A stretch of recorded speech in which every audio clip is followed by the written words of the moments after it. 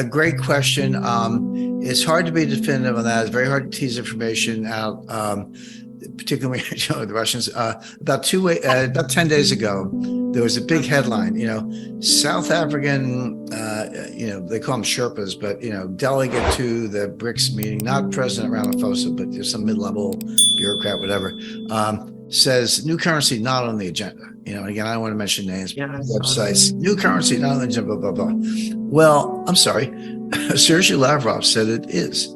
Now, Sergei Lavrov is the greatest, smartest, most powerful diplomat in the world. He's the foreign minister of Russia. I wish I could say something similar about the U.S. team, but I can't. We got Jake Sullivan's a political hack. Tony Blinken's a lightweight.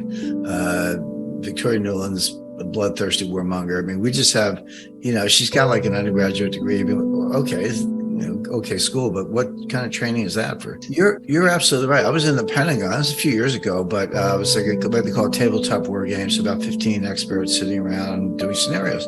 And I was sitting one seat away from a guy. He was a U.S. Treasury financial delegate to Asia, so kind of ambassador at large for the dollar. And his name was David Dollar, so it's kind of a nice twist. But so I said, and I always tell people, I'm in the Pentagon. I tell them what I'm telling you and your audience. I don't, it's the best analysis I have to offer, although we're a lot further along today. And I said, and this is back when the Iranian sanctions were a big deal. This is before Ukraine and before Russia. I said, this stuff works to an extent. It's not perfect, but it does work. And we did drive Iran to the bargaining table for the JCPOA in 2015. So I'm not saying it's completely ineffective. I said, but you guys are you're weaponizing the dollar. You're taking it too far and you're going to get a backlash. How many times can you punch the punching bag before the punching bag gets up and walks out of the room? That's what you're facing. I told him this, 7, 8 years ago. And David Dollar takes his hands, he takes both hands and slams them on the table, palm down, boom. And he goes, the US dollar has been the global reserve currency. It is the global reserve currency, and it will always be the global reserve currency. Exact quote. And I said, David, I feel like I'm in Whitehall in 1913 listening to John Bowles say sterling is the global reserve currency and it always will be, etc. I said, you're lying, but hubris is a good word. In plain English, taking it for granted. I mean, if you take your status for granted, then you can do all kinds of crazy stuff and not worry about it. But you can't take your status for granted. You have to earn it every day, we got the trust. We started with the trust earned, like I say, since 1791, but we blew it. And I've always said, and I told government officials this. I said, I don't really think our adversaries can destroy the dollar, but I think we can do it ourselves. And that's exactly right. And I would have said, and I have said, in discussing could China be the global reserve currency, whatever. And I don't have to repeat it, but I went down all the elements and mechanics and hedging of a bond market big enough to be to absorb global savings. And the Treasury has that. And I said, China's not even close. China's not going to be global reserve currency for, I don't know, maybe never. They don't have any of those things. They don't have primary dealers. They don't have auctions. They don't have a large bond market. They don't have a rule of law. Neither does Russia. Who trusts the Russians? But then in thinking about the BRICS currency, I had another one of these aha moments, where a light bulb goes on. I said, I was writing or something, doing some research on World War I. Basically, the history of government finance of war is what I was looking at. And I saw this Liberty Bond poster. And it was, Lady Liberty, Statue of Liberty with a torch. And she, instead of the tablet, she had a Liberty bond. And she was like, come on, America, we got to win the war. Buy Liberty bonds. And in my book, The New Great Depression, which came out in 2021, was half the book was about the pandemic. Half was inflation, deflation, but the other half was the pandemic. And one of the issues that came up, because I said, well, it's kind of a new pandemic. Why don't I read about the old one? And I read 4 or 5 books on the Spanish flu of 1918. And one of the vignettes was they didn't they didn't know until 1930 what caused the Spanish flu. They didn't know what a virus was really until the electron microscope.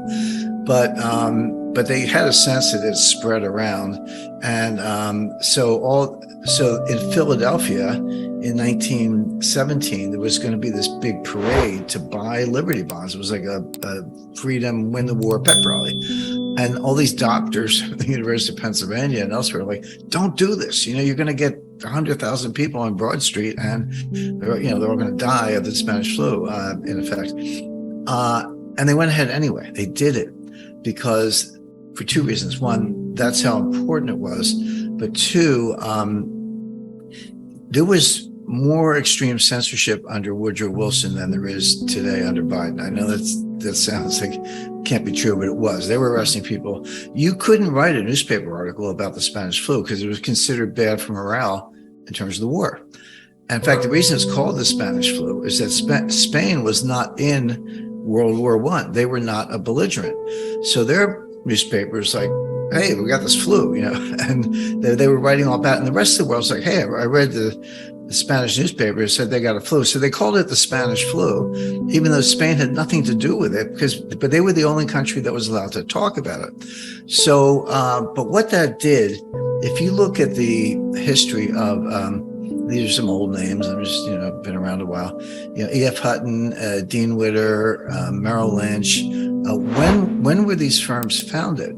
It was around 1910, 1912, 1914, and a little bit later in some cases. But the Liberty Bond was the beginning of the retail investing market in the United States. Prior to World War I, U.S. wars were always financed by big shots.